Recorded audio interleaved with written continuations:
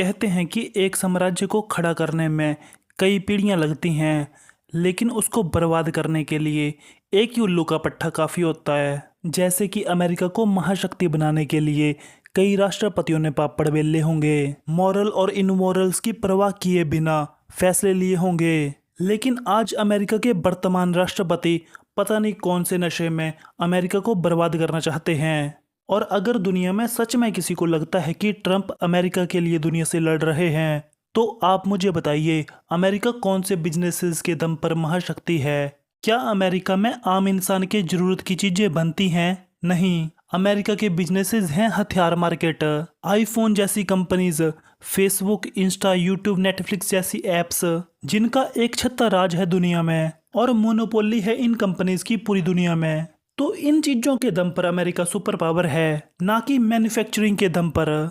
क्योंकि अमेरिका में एक लेबर की कॉस्ट बहुत ज़्यादा है, जिससे अमेरिका में बनी चीज़ों की प्राइस बहुत ज़्यादा होती है। लेकिन ट्रंप अब चाहते हैं कि दुनिया में जो भी चीज़ें मैन्युफैक्चर हों, उनका सीधा फायदा सिर्फ अमेरिका के लोगों को हो। लेकिन दूसरे देशों में भी तो लोग रहते हैं, तो सभी देश अपने देश के लोगों का फायदा देखेंगे, और भारत ने भी ऐसा ही किया। तो ट्रंप ने इसके जवाब में भारत पर 50% के टैरिफ लगा दिए।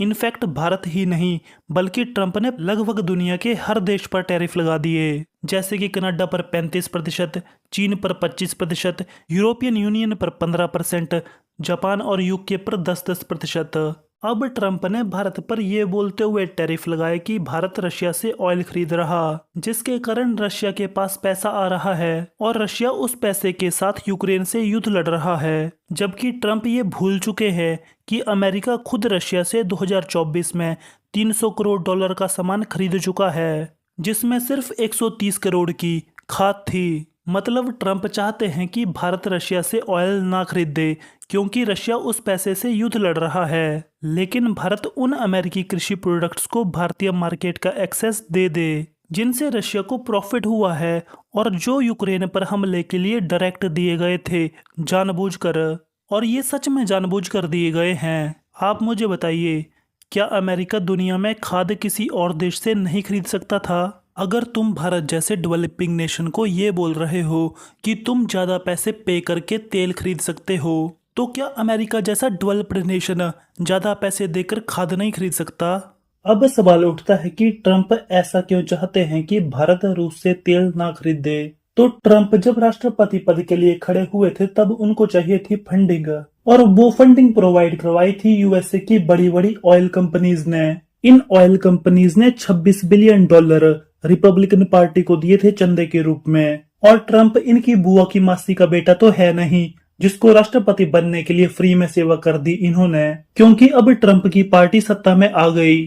तो अब ये कंपनीज ड्रिल करके ऑयल तो निकाल रही हैं, लेकिन ऑयल बेचने के लिए मार्केट तो लिमिटेड है। अब ट्रंप पर दबाव है इन कंपनीज को नई मार्केट दिलाने का, और पूरी दुनिया जानती है कि भारत एक ऑयल का बड़ा मार्केट है। तो ट्रंप चाहते हैं कि भारत ऑयल रूस से न खरीद कर इन कंपनियों से खरीदे।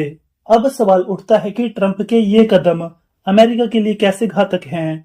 अमेरिका ने साल 2024 में $318.7 बिलियन के हथियार दुनिया को एक्सपोर्ट किए। इसके अलावा 2023 में यूएस ने हर दिन हथियार बेचकर 7,553 करोड़ रुपए कमाए, जो यूएस की जीडीपी का कुल 1.2% था। और 2023 से 2024 में यूएस की ये मार्केट 29% बढ़ी। बट अब ट्रंप के कारण सबसे बड़ा और सबसे पहला झटका इसी हथियार मार्केट को लगने वाला है। आप कुछ देशों की लिस्ट सुनिए जिन्होंने सिर्फ अमेरिका के एक हथियार को रिजेक्ट किया है। पुर्तगाल अमेरिका से 25, कनाडा 40 से 50, जर्मनी 25 F-35 खरीदने वाले थे, लेकिन ट्रंप के कारण इन देशों ने अपने ऑर्डर कैंसिल कर दिए। इसके अलावा स्पेन अमेरिका से 100 F-35 खरीदने वाला था, और ये डील 2023 में फाइनल भी हो चुकी थी, लेकिन ट्रंप के कारण स्पेन ने ऐन मौके पर ये ऑर्डर कैंसिल कर दिया।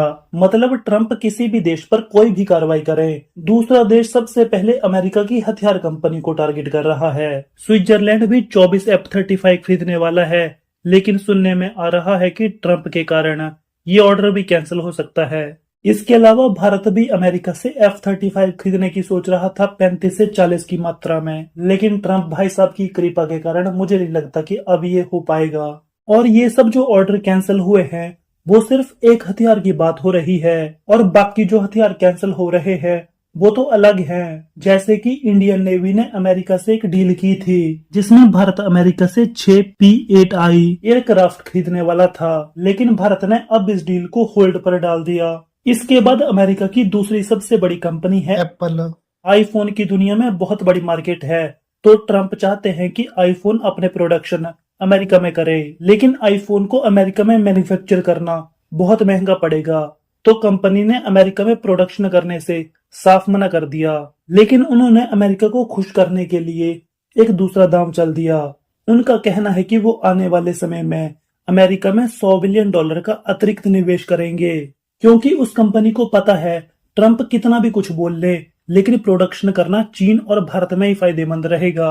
उनको पता है कि उनको सिर्फ ट्रम्प की प्रेसिडेंसी का टाइम निकालना है, उसके बाद जैसे कोई समझदार व्यक्ति अमेरिका का प्रेसिडेंट बनेगा सब कुछ नॉर्मल होना शुरू हो जाएगा। लेकिन ये सब कुछ धीरे धीरे खत्म हो सकता है, डिपेंड करेगा ट्रम्प की अप्रोच पर।